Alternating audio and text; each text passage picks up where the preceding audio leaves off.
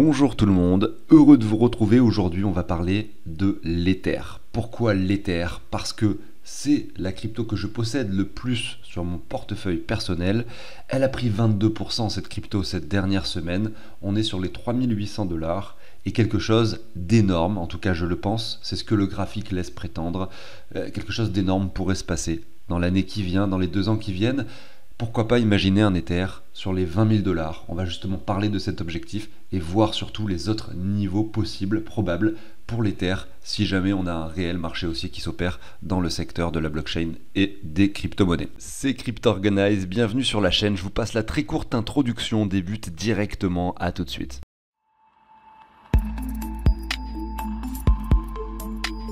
L'Ether, c'est aussi la crypto que je possède de plus sur le portefeuille fictif, celui qu'on a créé ensemble il y a 1 an et demi, 2 ans, avec 10 000 $ à la base. Aujourd'hui, ce portefeuille vaut 20 900 $. Effectivement, il y a 9% d'Ether. Il y avait beaucoup plus de Bitcoin à la base sur ce portefeuille, mais au vu des événements de ces derniers mois, c'est-à-dire un Bitcoin qui monte en solitaire avec un Ether qui finalement ne fait pas grand-chose, j'ai pris l'initiative, évidemment, comme je l'ai fait d'ailleurs sur mon portefeuille personnel, de changer petit à petit du Bitcoin pour de l'Ether. Et maintenant, évidemment, on a plus d'Ether, plus de Binance Coin, et également beaucoup plus d'altcoin en général, hein. Donc beaucoup plus de crypto, de diversité sur ce portefeuille. Donc on l'a commencé en novembre 2022, ce portefeuille. En novembre 2022, le Bitcoin, on va essayer de regarder ça, c'était ici. On l'a commencé, ouais, en fait, concrètement, on l'a commencé vraiment sur le point bas, ce qui est à la fois un coup de chance, et à la fois pas du hasard non plus si je l'ai fait à ce moment-là, parce que vous le savez, ceux qui me suivent en termes de temporalité, c'était précisément en termes de semaines, je vais essayer de vous montrer ça, mais on était à 73 semaines du halving suivant. Et bien si on regarde le bottom du cycle précédent également et qu'on prend 73 semaines, c'était parfait, voilà. Donc en fait, on avait vraiment quelque chose qui coïncidait parfaitement avec une possibilité temporelle de bottom ici. Ça a été le cas, donc c'était parfait pour finalement commencer ce portefeuille fictif. Et là, certains petits malins pourraient me dire, oui, mais alors je comprends pas comment ça se fait que le Bitcoin du coup est passé de 15 à 70 000 $, ce qui fait donc un x4. Comment ça se fait que ton portefeuille fictif, lui, a fait que x2? Eh bien, croyez-moi, lorsque le Bitcoin valait 15 000 $, tout le monde pensait qu'on allait chuter aux 10 000, voire même aux 8 000, voire même plus bas. Donc c'était finalement un moment, certes où c'était hyper intéressant d'acheter, mais où beaucoup de monde avait peur de cette chute que cette chute puisse continuer encore et encore et toujours. C'est vraiment la crainte, et c'est pour ça qu'on n'arrive jamais à acheter les bottoms d'ailleurs. Par conséquent, moi j'avais pas investi 100% du portefeuille dans les cryptos à ce moment-là, j'en avais investi 70, ce qui était déjà énorme.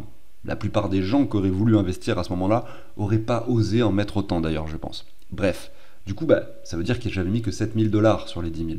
Et j'avais pas acheté que du Bitcoin, j'avais acheté aussi beaucoup d'altcoin. Et ce qui s'est passé, si on regarde l'altcoin dominance, eh bien, je reprends novembre 2022 pour vous montrer où est-ce que le graphique de l'altcoinance se trouvait à ce moment-là. Donc je retourne sur novembre, août, septembre, octobre, novembre, c'était ici. L'altcoin dominance était sur son sommet quasiment. Ce qui veut dire que, en fait, tous les altcoins que j'avais achetés donc il y a 2 ans, eh bien, ont perdu énormément de valeur par rapport au Bitcoin. Pour certains, alors là on voit moins 45%, mais il y a certains altcoins qui ont perdu moins 80% par rapport au Bitcoin. Donc forcément, ça a énormément limité la hausse de ce portefeuille, parce que au fur et à mesure que le Bitcoin prenait de la valeur et que les altcoins chutaient, j'achetais des altcoins petit à petit. Donc on ne fait pas de coup parfait, on n'achète pas forcément tout ce qu'on veut acheter en Bitcoin, on ne l'achète pas pile poil sur le bottom, sur les 15 000 $. Tout ce qu'on veut acheter en altcoin, on ne l'achète pas forcément pile poil sur le bottom, c'est-à-dire il aurait fallu que je garde mes Bitcoins jusqu'à maintenant finalement et que j'achète des altcoins qu'à partir d'aujourd'hui. Mais comment j'aurais pu savoir qu'on allait vraiment réintégrer cette ZR? Comment j'aurais pu savoir que finalement on n'allait pas s'arrêter ici pour aller chercher un nouveau sommet? On ne sait jamais ce qui se passera. Donc on optimise au mieux, voilà. Et surtout, le truc qui est hyper important, c'est qu'on prend des décisions, on regarde les graphiques, les décisions nous semblent pertinentes, et derrière, on ne regrette pas notre choix et on se dit pas oui, j'aurais pu faire ça, ou ci, ou ça m'aurait fait gagner 4 fois plus. Voilà, non, ça il faut pas se le dire parce que en réalité, c'est hyper difficile et il n'y a personne qui arrive à faire le coup parfait. Et si quelqu'un arrive à faire le coup parfait, il y a de fortes chances pour que derrière, il perde tout son argent, voire plus, parce que en fait, c'est une personne qui prend des risques. Voilà, ça c'était, je sais pas pourquoi je vous parle de tout ça alors que je voulais vous parler de l'Ether à la base et surtout vous faire la promo de l'outil que je vous partage parce que ce truc là que vous avez à l'écran, c'est un tableur qui récupère le prix des crypto-monnaies en temps réel, ça les actualise chaque heure en fait. Il y a un programme informatique que j'ai créé derrière qui actualise le prix des crypto-monnaies. Et finalement, chaque heure, ça change. Donc toi, tu vas mettre tes cryptos, tu vas dire ce que tu as sur chacune des plateformes, tu vas mettre Binance, MetaMask, ce que tu veux, Coinbase, et derrière, automatiquement, tu vas voir ton portefeuille qui bouge, hein, la valeur de ton portefeuille qui augmente, qui baisse, tu vas voir tes gains, tes pertes qui bougent, tu vas vraiment pouvoir finalement optimiser tout ça parce que tu sauras combien tu as d'altcoin par rapport à ta quantité de bitcoin en pourcentage, stablecoin, crypto également, tu connais le pourcentage, et tu as tout un onglet pour tes déclarations d'impôts. Ça t'aide vraiment parce que ça te permet de connaître vraiment les plus-values associées à tes reventes. Voilà. N'hésite pas à jeter un œil à tout ça, hein, à cet outil que je te partage, tu l'as dans la description de cette vidéo, tu as une vidéo où j'explique beaucoup mieux l'outil et aussi un lien qui t'amène sur le site de CryptoOrganize pour l'obtenir. Alors on va commencer l'émission, on va parler de l'Ether, mais je voulais juste te dire encore une dernière chose, il y a un groupe privé Telegram avec une promo pour l'instant, le premier mois à 5 €. Sur ce groupe, tu peux communiquer avec moi, on pourra discuter, moi je peux même faire des vocaux pour répondre finalement aux questions des gens. Il y a une partie crypto pépite, une partie airdrop, une partie optimisation de portefeuille. Voilà, on essaye de partager avec vous pas mal de choses qui peuvent vous intéresser, également une partie actualité d'ailleurs. Ethereum, qu'est-ce que ça donne? On va aller voir ça. Donc déjà, je vais, au lieu de regarder l'altcoin dominance, on va regarder l'Ether par rapport au Bitcoin. Voilà ce qu'il y a sur ce graphique. Alors, on va se mettre sur 2 semaines ici, on va commencer à analyser ça. Alors, je vous ai mis ici les cycles les différents halvings. Donc, ce que je veux dire, c'est qu'on voit bien les cycles de l'Ether par rapport au halving du Bitcoin. Je ne parle pas de halving d'Ether, évidemment, puisqu'il n'y en a pas. Regardez ici. Donc, le deuxième halving du Bitcoin, c'était en juillet 2016. Et derrière l'Ether, ce qui s'est passé, certes, il a chuté légèrement quelques semaines après le halving pour ensuite avoir cette hausse incroyable, c'est-à-dire de 1700%. L'Ether valait donc à ce moment-là 0,14 Bitcoin, à peu près. Alors 0,14 Bitcoin, ça représente, si on fait le calcul, je fais 0,14 fois 70 000, ça représenterait un Ether aujourd'hui à l'heure actuelle à peu près sur les 10 000 $. Avec un Bitcoin qui resterait donc sur ce niveau des 70 000. C'est ça, finalement. C'est-à-dire que si l'Ether décide de monter de nouveau jusqu'à son précédent sommet, par rapport au Bitcoin, c'était en 2017, attention, c'était il y a un petit moment, eh bien on aurait un Ether sur les 10 000 $, avec un Bitcoin qui resterait sur les niveaux actuels. Donc là, on a une bougie verte qui se dessine, et concrètement, ce que vous voyez, c'est que cette news d'approbation de TF, etc., c'est une parenthèse sur ce graphique. Parce que oui, c'est une bougie de 20%, mais si vous regardez les différentes bougies de l'Ether sur ces dernières années, des bougies de 20%, on en a eu plusieurs, probablement sur d'autres news, probablement sur d'autres événements. C'est pas quelque chose d'exceptionnel non plus. Voilà, donc cette hausse, elle n'est pas non plus exceptionnelle sur l'Ether. Malgré tout, si elle continue finalement pendant encore quelques semaines, on pourrait peut-être voir cette divergence se confirmer. Regardez, vous avez un RSI qui chute, un RSI qui monte avec un cours qui chute. Oui, effectivement, on a quelque chose de très beau qui se prépare peut-être sur l'Ether. Si on reprend les halvings, on regarde de nouveau les halvings, on avait le deuxième halving du Bitcoin en 2016, derrière l'Ether a pris 1700%. Le troisième halving du Bitcoin le 11 mai 2020, derrière qu'est-ce qui se passe? L'Ether finalement prend 200%, 300%. Et ce qui est intéressant de voir, c'est qu'on n'a pas fait un nouveau sommet. C'est-à-dire que sur le graphique de l'Ether par rapport au Bitcoin, effectivement le sommet ultime c'était en 2017, lors de cette bulle de spéculation qui s'est traduite juste après par une chute hyper importante, puisqu'en fait l'Ether à l'époque avait perdu, après avoir touché ce sommet, 85% de sa valeur par rapport au Bitcoin. On passe de 0,14 Bitcoin à peu près 0,02. Voilà, une chute, une division par 7 en fait. Et derrière, voilà qu'on accumule, voilà qu'on revient sur un niveau, et d'ailleurs c'est intéressant de le voir, mais si on prend toute la baisse ici, la baisse de cette baisse-ci, vous voyez, de l'époque, qu'on met un Fibo, on voit qu'on revient chercher les 0,5 un peu plus haut. Donc on voit que le cours s'écrase. Finalement, l'Ether n'a pas été bullish depuis un petit moment. Enfin, en tout cas, n'a jamais été de nouveau bullish comme ce que l'on avait pu le voir en 2017. Par contre, son écosystème grossit à vitesse grand V. Si je dois, sur ce graphique, rajouter un événement, ça serait le début de la DeFi. Quand est-ce que c'était le début de la DeFi? Si vous vous rappelez, on peut parler de l'airdrop de Uniswap. C'était quand? C'était en 2020. Non, 2020, c'était en septembre 2020. Je m'en rappelle, c'est le moment où j'ai obtenu cet airdrop parce que j'avais utilisé Uniswap avec MetaMask. Et si je prends septembre 2020, hop, c'était 2020, juillet, août, septembre, c'était ici. Donc là, on a eu le début de la DeFi.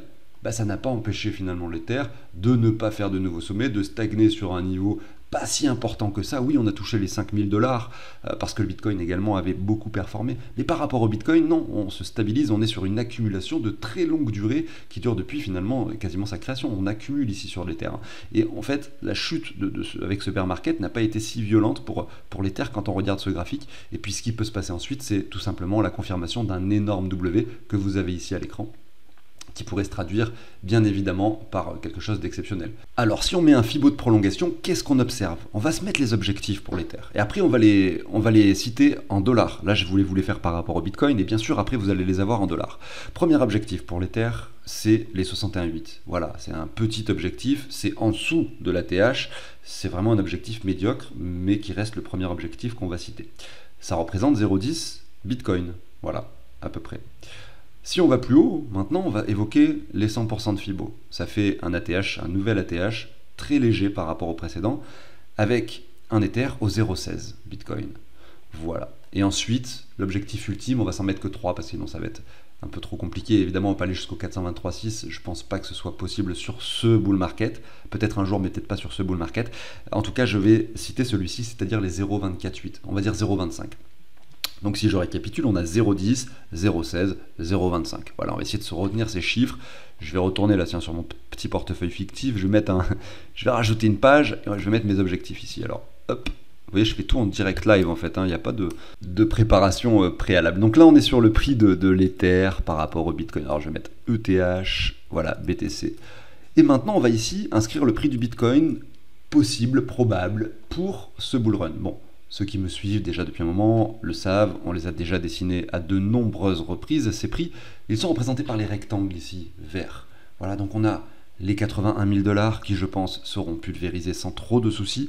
On a ensuite les 97, un peu en dessous du chiffre psychologique des 100 000 dollars, les 121 et beaucoup plus haut, les 187. Donc on va se prendre carrément ces 4 chiffres que je connais par cœur depuis le temps qu'on les évoque.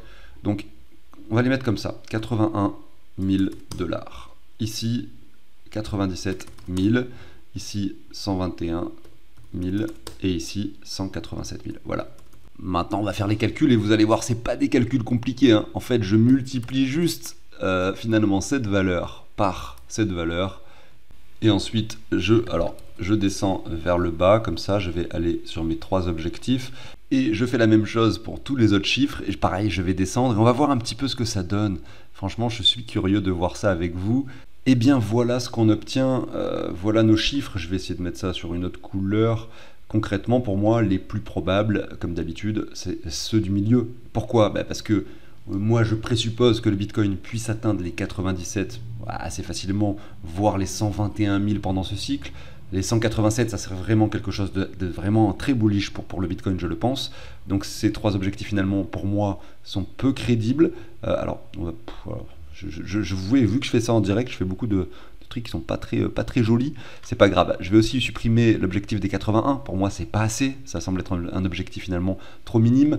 Est-ce que l'Ether pourrait atteindre les 0,1? Alors maintenant, si je retourne sur le graphique de l'Ether, c'est finalement la même chose. Alors là, il n'y a plus les objectifs, mais en gros, on avait les 0,10, ensuite les 0,16 et ensuite les 25. Donc pareil, moi je pense que les 0,16 sont le plus probable. C'est finalement la zone médiane, c'est le niveau finalement pour moi qui semble tout à fait honorable d'envisager. Et du coup, c'est pareil, on va les mettre en rouge. Ça ne veut pas dire que ces objectifs ne sont pas atteignables, tous ceux que je mets en rouge.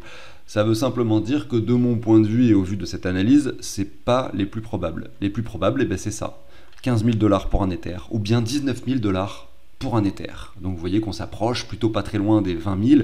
Maintenant, ça présuppose que le Bitcoin ira chercher un niveau qui se trouve entre ces 2 targets, 97 000 et 121 000, et que l'Ether ira chercher le niveau des 0,15, 0,16 Bitcoin, c'est-à-dire peut-être un léger ATH par rapport à son niveau de 2017. Donc c'est tout à fait envisageable, je pense que c'est vraiment plutôt propre comme calcul. Donc à voir ce qui se passera sur l'Ether, bien sûr. Moi, pourquoi est-ce que je fais tout ça? Pourquoi est-ce que je ne regarde pas directement le graphique de l'Ether par rapport au dollar, comme celui que je vous mets ici à l'écran, et que je ne fais pas une simple petite analyse de Fibonacci de prolongation? Eh bien, la raison est simple. Je vais enlever mon indicateur de halving. Hop. Et bien sur ce graphique, on a un Ether qui est haussier, chaque cycle montre de nouveaux sommets, des ATH, on a quelque chose d'assez important. Mais du coup, ça veut dire que, regardez les 20 000 dollars par rapport au niveau actuel, où ils sont. Il faut que je monte comme ça, vous voyez. C'est beaucoup plus haut que les niveaux actuels. C'est très difficile de se mettre des niveaux de résistance là-haut alors qu'on n'a aucun historique graphique qui nous montre ces niveaux-là. C'est comme par exemple à l'époque sur le Bitcoin, c'était très difficile quand par exemple on était sur le Bitcoin ici aux alentours, je vais zoomer un petit peu, des 600 dollars, voilà, on avait ça comme graphique, on ne pouvait pas imaginer en fait qu'on allait faire ça. Et surtout, regardez-moi ces bougies vertes là, la hausse était hallucinante et c'était impossible d'essayer de spéculer sur le point haut du Bitcoin, que ça allait être les 19 000 et quelques, voilà, enfin il n'y avait pas de... ça n'avait pas de sens. Et même regardez, si je mets à cette époque-là, hein, sur le Bitcoin, un Fibo de prolongation, simplement pour essayer d'imaginer, de spéculer sur les différentes hausses, on voit que même les 423.6, alors j'essaye... oh mince, excusez-moi, hop, j'essaye d'aller au 423.6 pour vous montrer ça, bah, c'était les 5000 dollars, et en fait on a fait un ATH 4 fois supérieur. Donc c'est cool de pouvoir se baser sur le leader du marché, le Bitcoin, pour faire ces analyses sur les autres cryptos, afin de voir, essayer d'imaginer comment les cryptos peuvent se comporter par rapport au Bitcoin. Et notre Bitcoin, oui, maintenant, on a 10 ans, 12 ans d'historique, on peut faire des analyses long terme avec de la temporalité, et donc, évidemment, la spéculation de base, finalement, se produit sur le prix du Bitcoin. Parce que, croyez-moi, l'Ether n'aura pas la même valeur en cas de... lors d'un marché haussier, hein. Si jamais le Bitcoin vaut 80 000 ou si jamais le Bitcoin vaut 180 000. Le Bitcoin, c'est le leader, il va entraîner les autres vers le haut ou vers le bas. Et voilà, donc c'est ça qu'il faut comprendre. C'est pour ça que on se base beaucoup sur, que je produis beaucoup ce genre d'analyse de graphique par rapport au Bitcoin. J'arrive sur la fin de cette émission, j'espère que ça vous a plu. Si c'est le cas, pensez à vous abonner, à liker bien sûr le contenu. Moi, je vous retrouve bientôt sur la chaîne. Excellente journée à tous, ciao tout le monde.